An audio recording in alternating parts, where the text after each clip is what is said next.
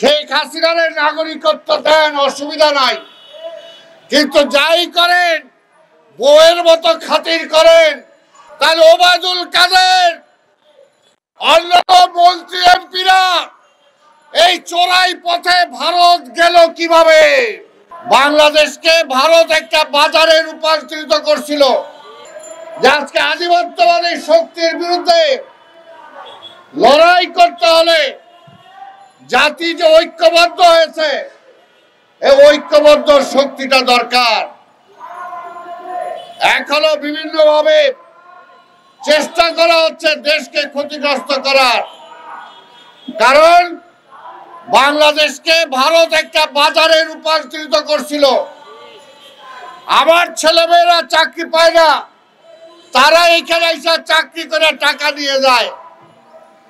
Foreign remittance ভারতের বাংলাদেশ থেকে দ্বিতীয় রেমিটেন্স যায় ভারতে।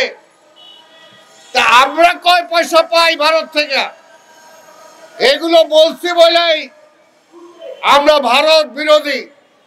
ভারত বিরোধীরা আমরা বাংলাদেশের পক্ষে, সোজা কথা। সেটার জন্য এখনো ষড়যন্ত্র চলছে। আমরা পরিষ্কার বলতে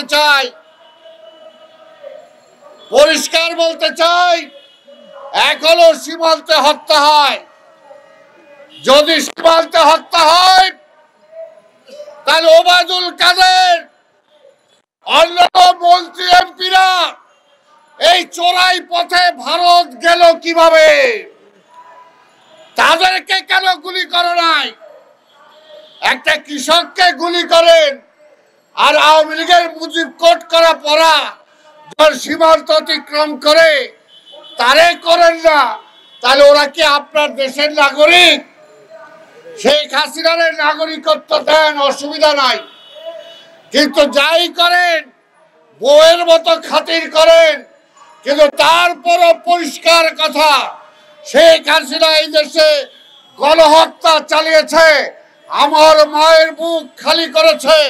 আবার ইলিয়াস আলী চৌধুরী আলমকে আমরা এখনো খুঁজে পাই নাই। সেটার জন্য হাসিনাকে আদালতে দাঁড়াতেই হবে।